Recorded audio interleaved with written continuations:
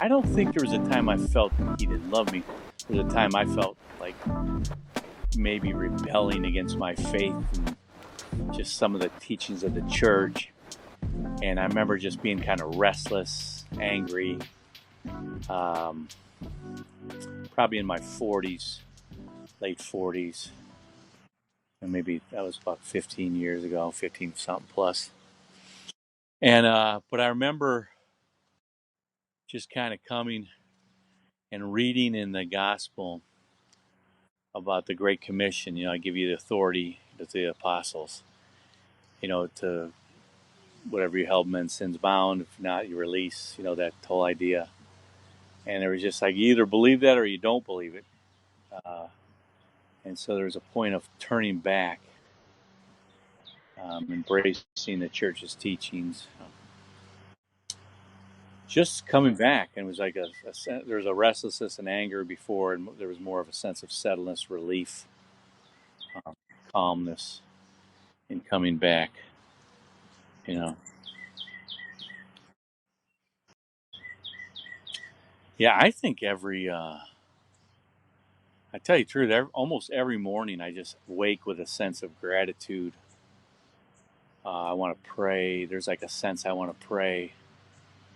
It may be a shorter prayer, but a lot of times it's sitting down, whether meditating or reading.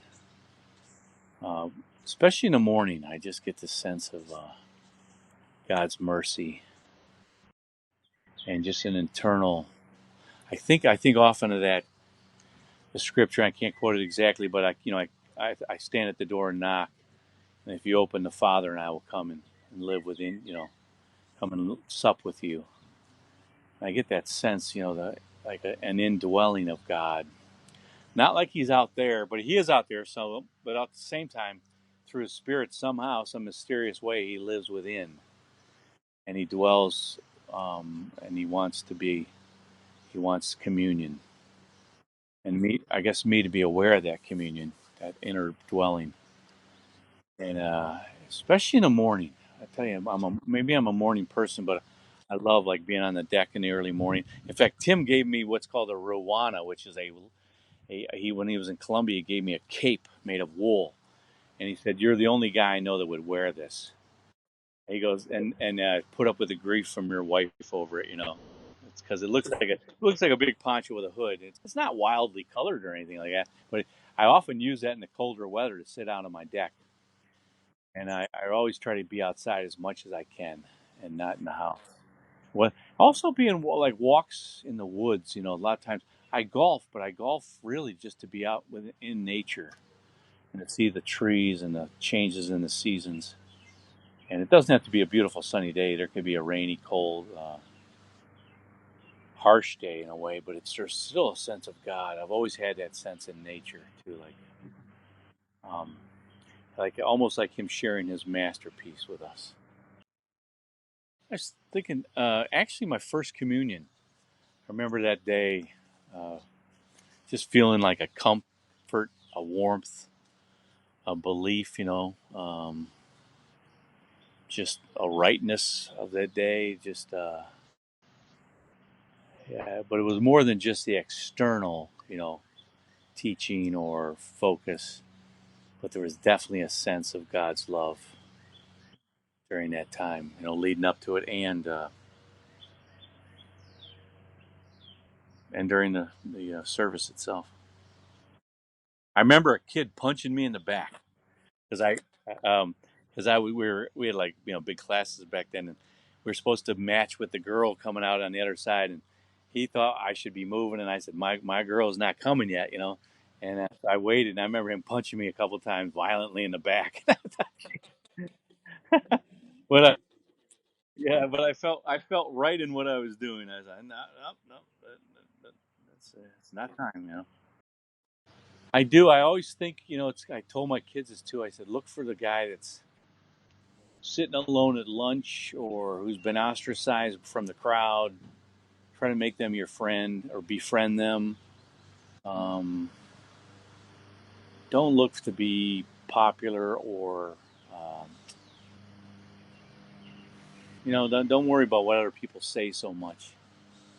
and look for the person that's less, maybe the person that needs a friend or a kind word, and reach out to them, um, and just share the gift that's been given to you, and let it don't keep it in. It's not, and especially strangers, like people that are you don't know, or um, maybe are different from you in some way, and you may not be drawn to them.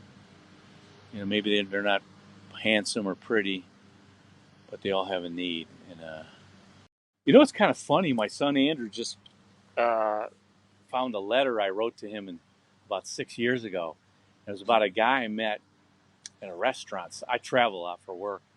He was a young guy, and Andrew said what I related to him was kind of interesting, but it doesn't hit me as just one instant, but it kind of did illustrate it. I kind of wrote in his letter to Andrew, like I know this guy was just very down and very discouraged, and I I left the restaurant, and then I went back in. I prayed for him, and I went back in and just shared. I don't know if the love of Christ, or just, I don't know if it was that explicit. I don't remember but I remember the guy patting me on the back, saying, "You're a good man. Thank you for coming back in and giving me those kind words." And it was just like, meeting a complete stranger at times, and maybe probably the bigger challenges in my own life, learning to love the people in your own family, like live, especially as a married, learning to love your wife, even with all the many struggles. And we've been together 36 years, but it's like, it's probably been my greatest challenge, is learning to show her love when I'm not feeling, you know, particularly inspired, uh, but doing the right thing, asking forgiveness. Um, yeah, I, I, I do have a tendency. My wife says I only do one thing consistently in life, and that's make coffee. And Tim was standing in the kitchen when she said that to me, and he goes, "Oh, Mom, that's cold." And I said, "No, Tim, that's probably true. I don't have a lot of consistency in the way I do things. I'm pretty ADD, and you know, I don't do a lot of things simple. But I do have a tendency upon waking is seeking the quiet, and seeking God in the early morning, and just like that sense of Him living internally, greeting Him, praising Him, thanking Him, being grateful, asking for courage, asking for uh, the graces I need to live.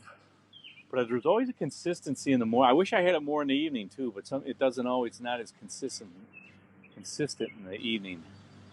I got to battle. I'd say battle more discouragement in the evening, like maybe things didn't go well at work, or in the family. But it's like I almost sense that His mercies are new every morning, and I remember that. That's probably one of my favorite scriptures. And I'm just more aware of that every morning, to pray and to seek His face, communion with Him. Yeah, I would say get away from the crowd, get away from try to free yourself as much as you can from what other people think of you, and really seek God in the quiet. And whatever wrong you've done, you can be forgiven. Seek His mercy, because He'll definitely give that to you if you seek Him.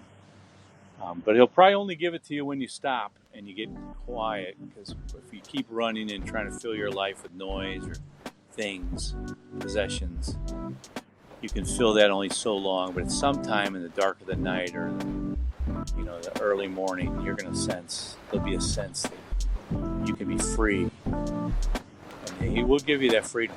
He will honor that, if only you'll seek Him.